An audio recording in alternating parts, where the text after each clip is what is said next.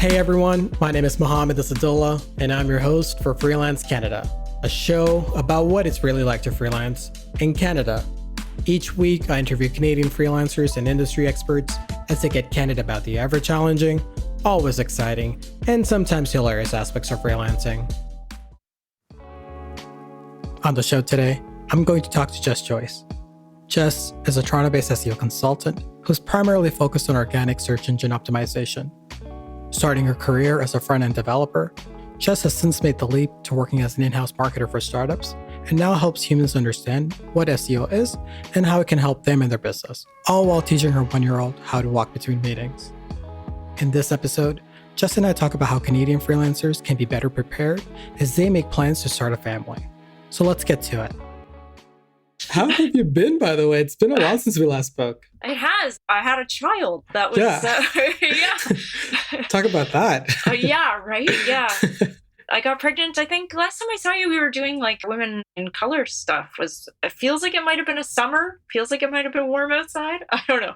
Yeah, it was like fall. Oh, was it fall? Yeah. Then I got pregnant about like 6 months after that. Oh, wow. I think. Yeah. So she was born in November.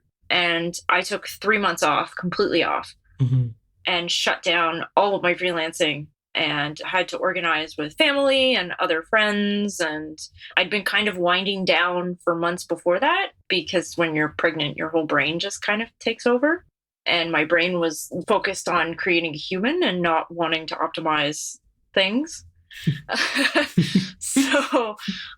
I found myself laying on the couch a lot more and forcing myself to go for walks and just stay like active to just create a human. So I'd been kind of preparing from like the moment I knew that she was like a living fetus that was going to be cool and going to be good, and all those things that you can actually tell the world.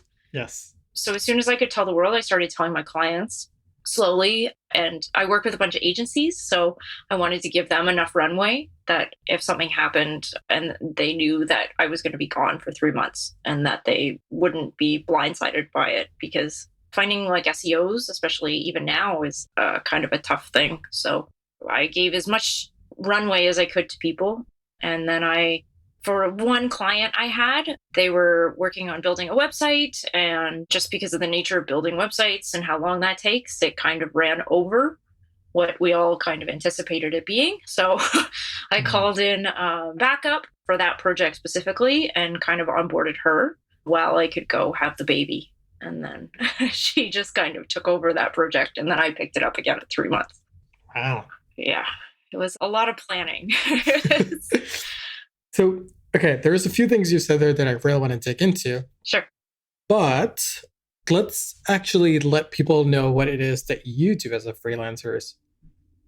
Sure. So I am an SEO consultant, search engine optimization consultant. So I deal with organic traffic to your website is the most layman way of doing it. And I work with agencies and startups and tech companies or regular companies about their organic strategies and anything organic in that world. I have a heavy background in development as well, so I deal more on the technical side of SEO than the content side specifically.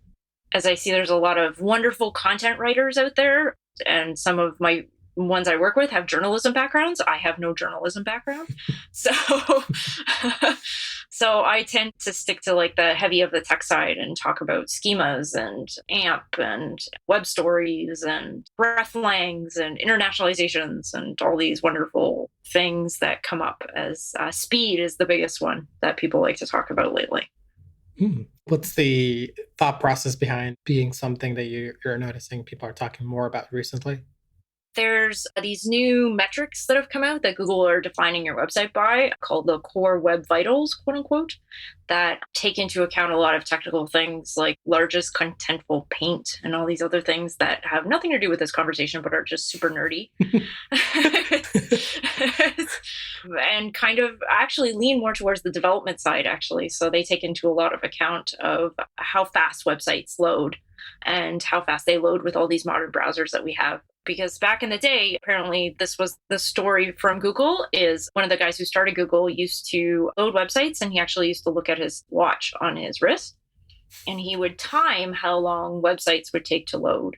So developers would get very anxious about like, oh, websites need to load faster. So he was like, I want the web to load faster. So that's like a big thing in ranking, depending on how large your site is and all these other things, because SEOs like to throw out the word it depends a lot, which it does.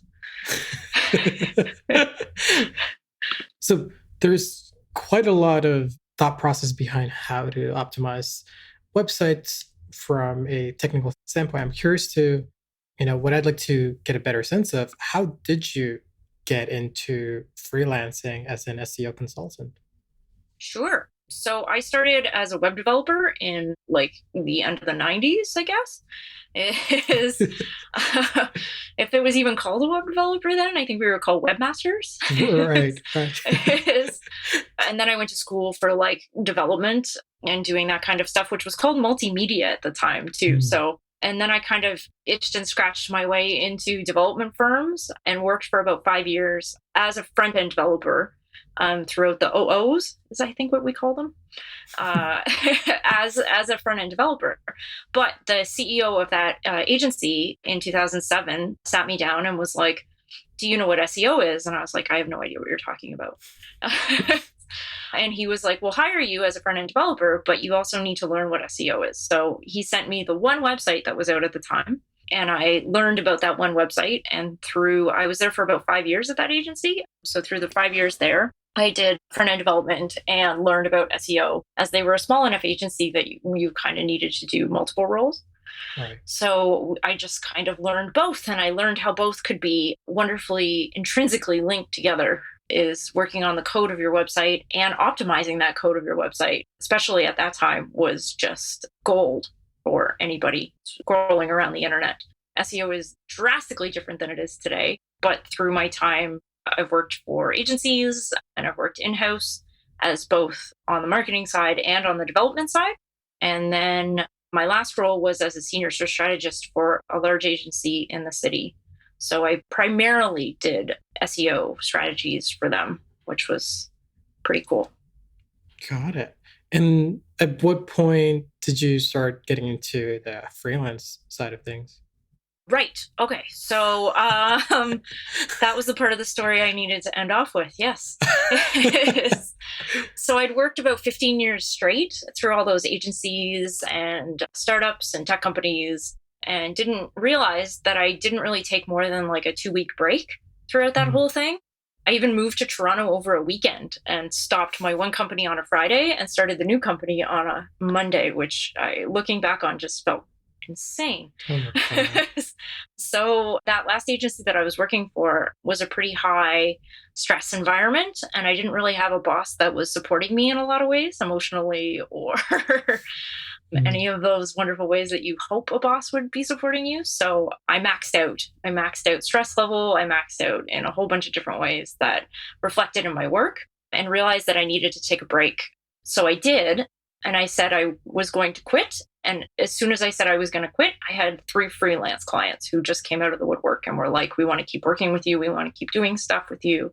So I was able to, and lucky enough, honestly, to be able to leverage my network and start with some wonderful people that I'd worked with before or were interested in working with me outside of the agency. You can't see my face, but I am staring at the screen in confusion.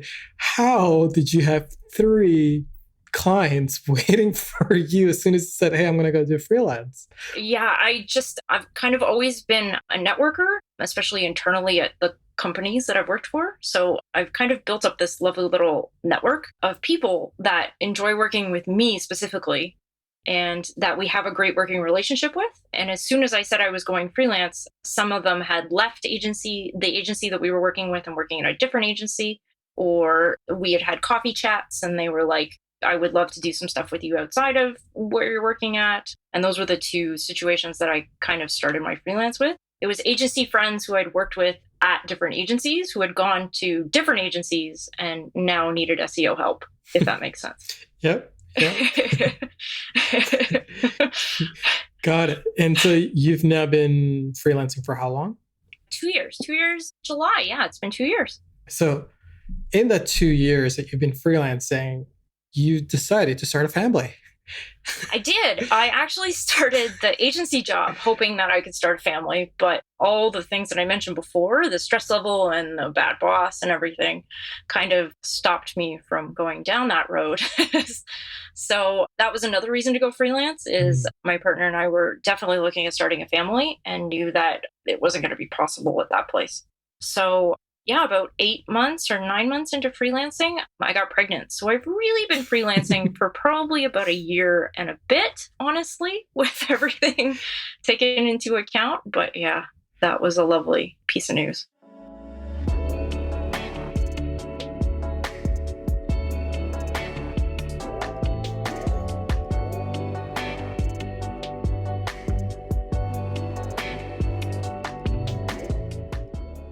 I guess me being self employed, I think I'm always so scared of what will happen when you Yeah. start a family. Like, hey, are my financials going to be in order?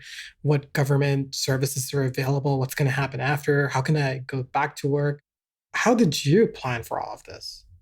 Right. I want to preface this by saying family planning looks different for every single family, Mm. and that this is just my experience.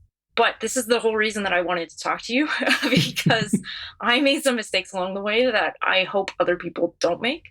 Mm. Is number one, I saved some money for us, as you said, like financial planning is a thing.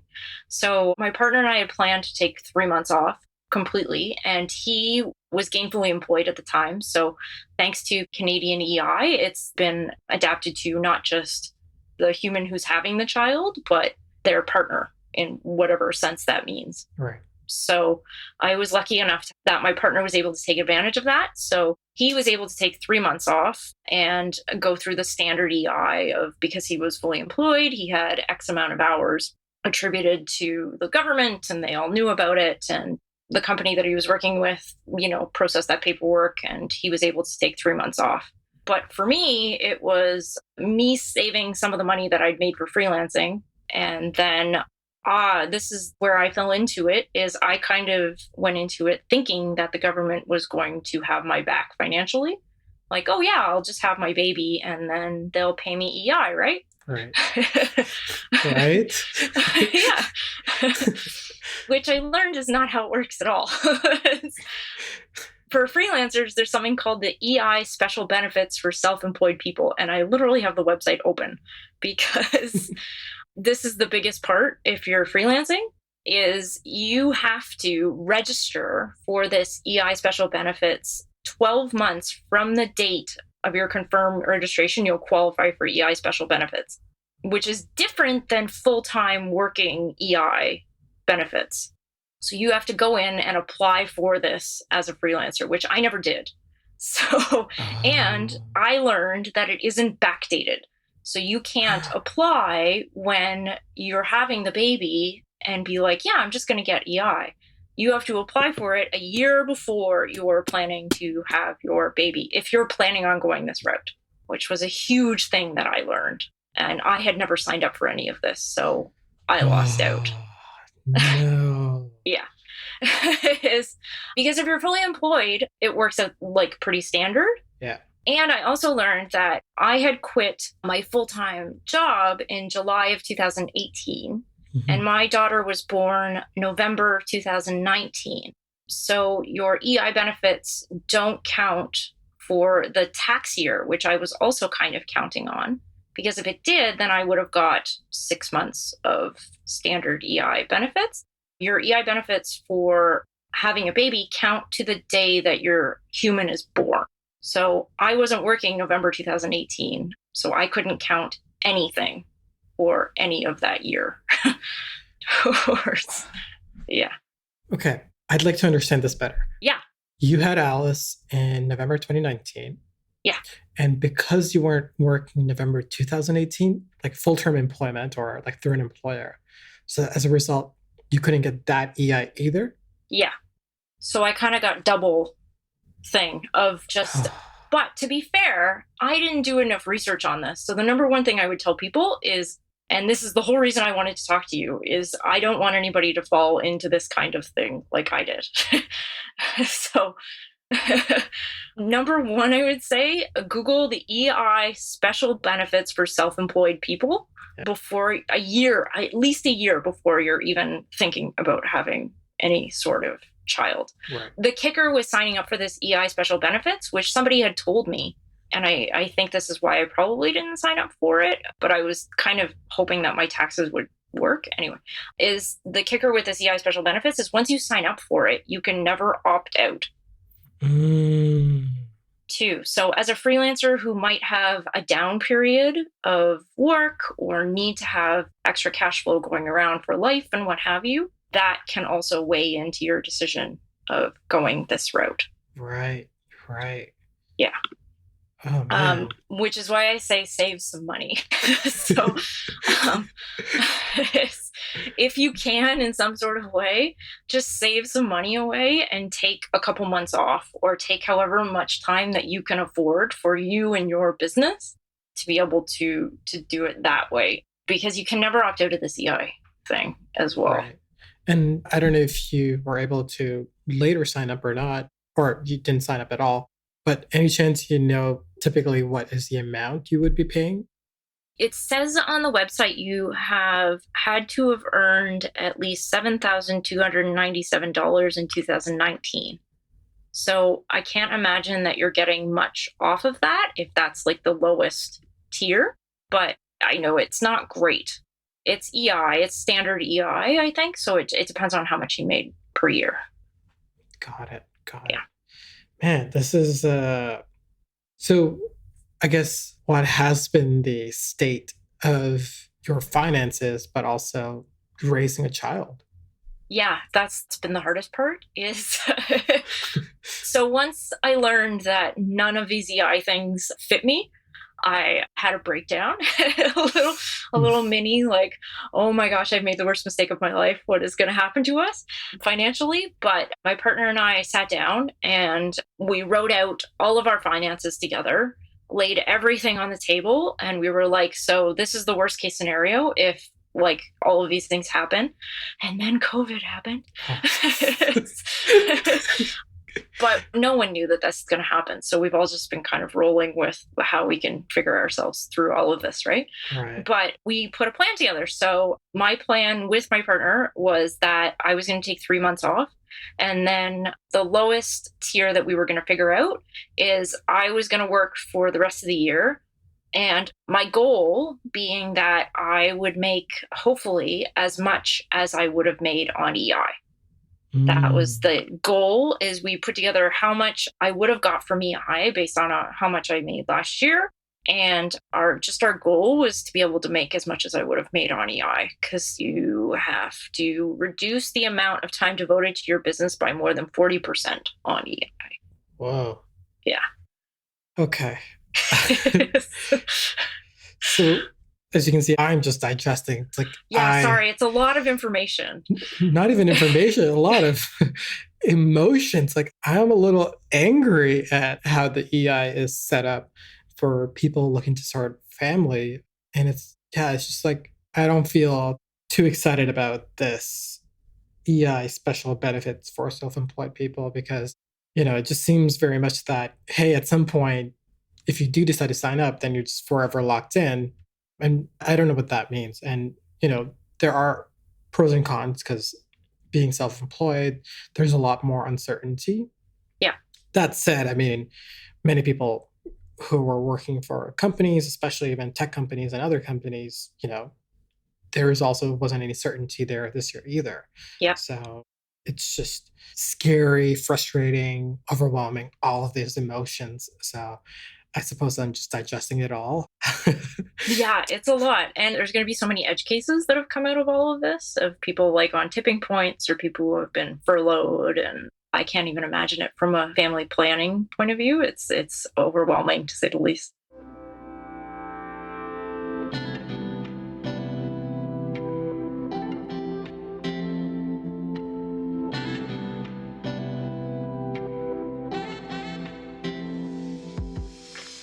So, you took 3 months off, right? You still Yep. took that off? Okay. And then you came back and you started working again. Just to ensure that you're making just about the same as you would have been if you were receiving EI this year, right? Yeah. Now, this kind of takes us back to what we were talking about earlier, is that you were planning on starting a family, and then you started notifying your clients, and then you even brought in someone as a backup to take over for you while you were away. What else did you have to go through to ensure that there is some form of business continuity for your clients, but then there's also proper ramp up onboarding set in place to ensure that you don't have to start from scratch again? Yeah, fantastic question. I was kind of lucky in the sense that I told everybody I was going to take 3 months off. So I planned a couple people that I was going to contact at that 3 months and get working with again. And it had, as I ramped up and started to connect with them again and have those conversations about how our business relationship would look again, then the wonderful world of COVID happened. So I got about 3 weeks, maybe a month into starting to ramp up again because I took November, December, January off. Right. Yeah, so I started to reconnect with people at the end of January and the start of February. Mm-hmm. And then February was wonderful. And then March hit, and we all know what March did. So it was great. It all made sense of, you reconnect with your clients, you re-engage with them, you take a fresh look at what your relationship looked like and how you guys were going to move forward in this new world. Because I've taken the big side of that. I tell everyone I'm working with that I have a child now. And with the understanding of that, I will be doing work off hours.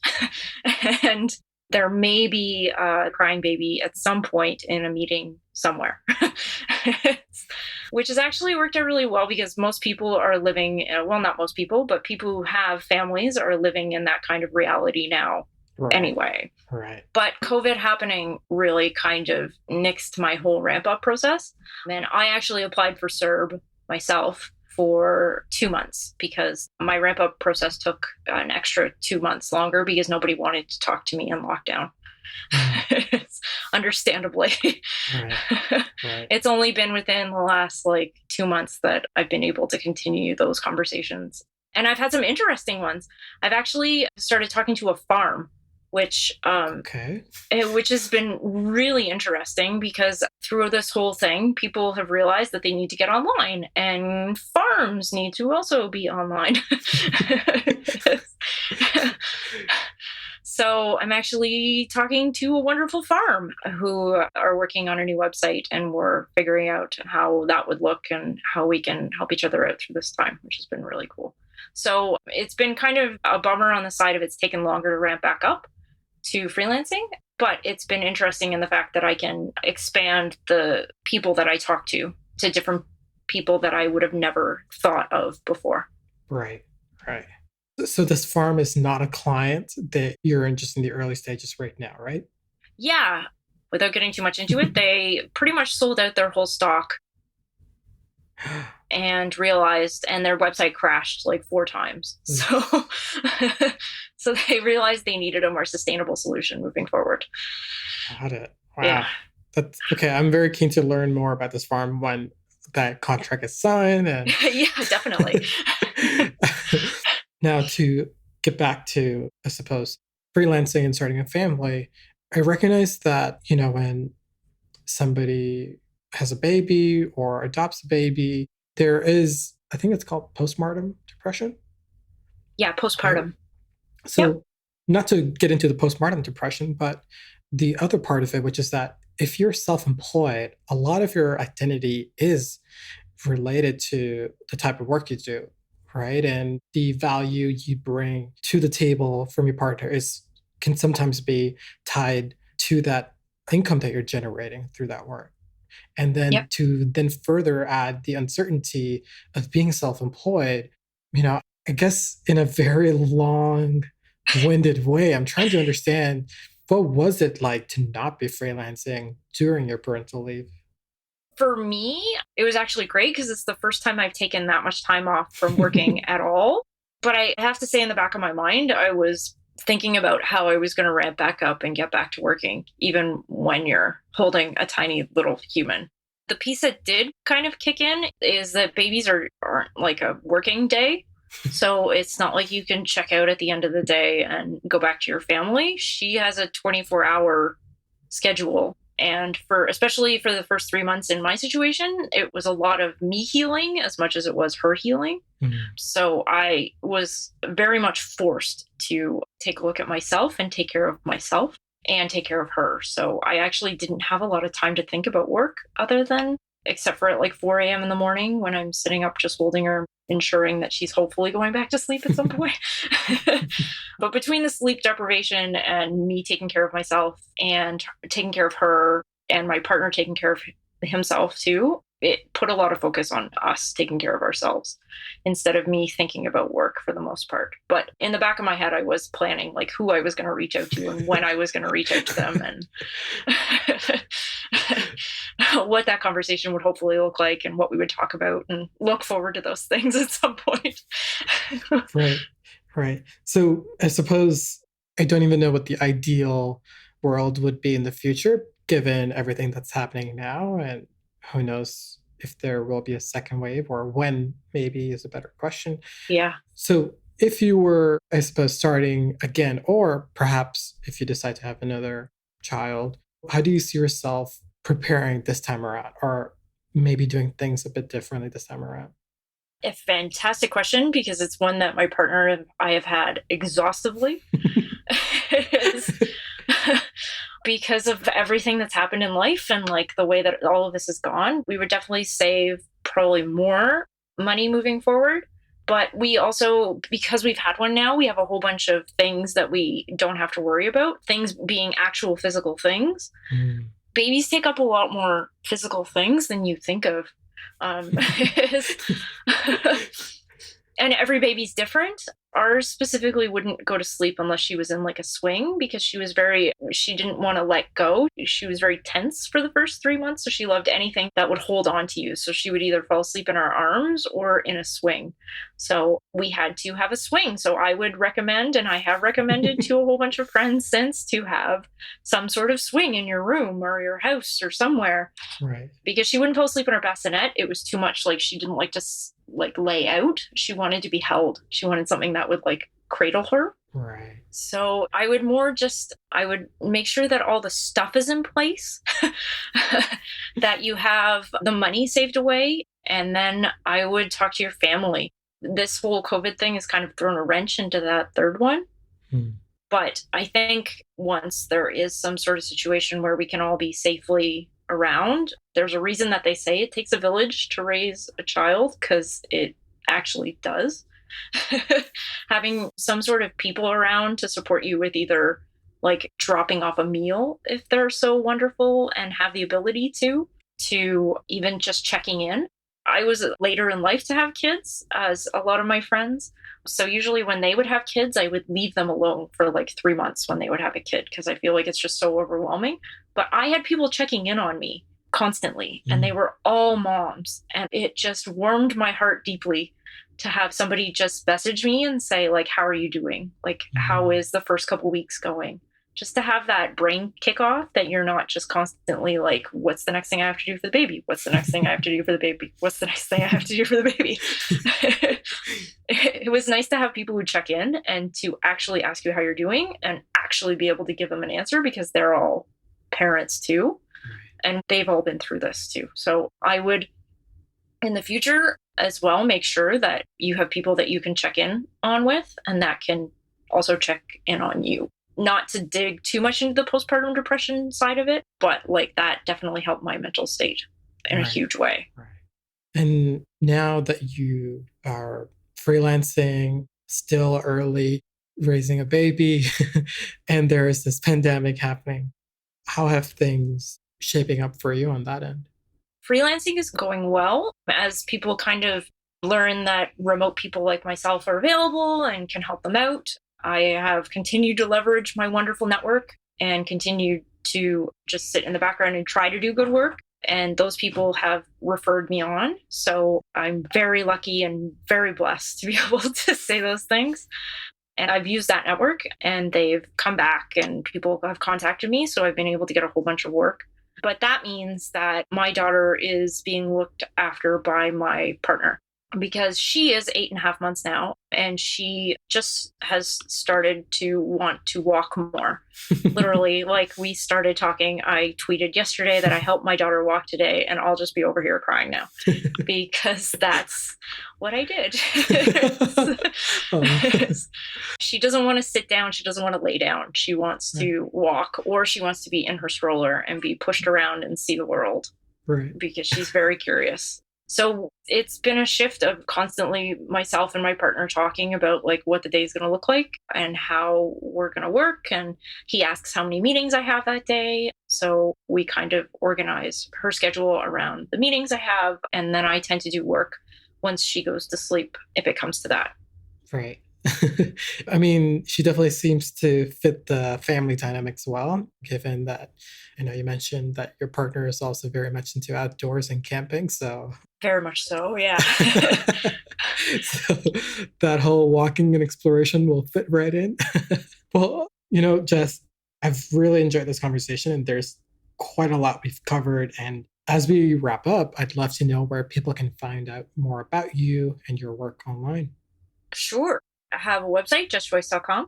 It is very outdated, but I'm working on updating it. There's conflicting priorities with having an 8-month-old and working through a pandemic. So, but I have done a bunch of updates to it. It is available, and there's like a forum on there to contact me if anybody would like to talk. As well as I use Twitter pretty much exclusively. So my Twitter is twitter.com/JessJoyce. Reach out to me there too. I talk mostly about SEO through there, and my daughter now. So.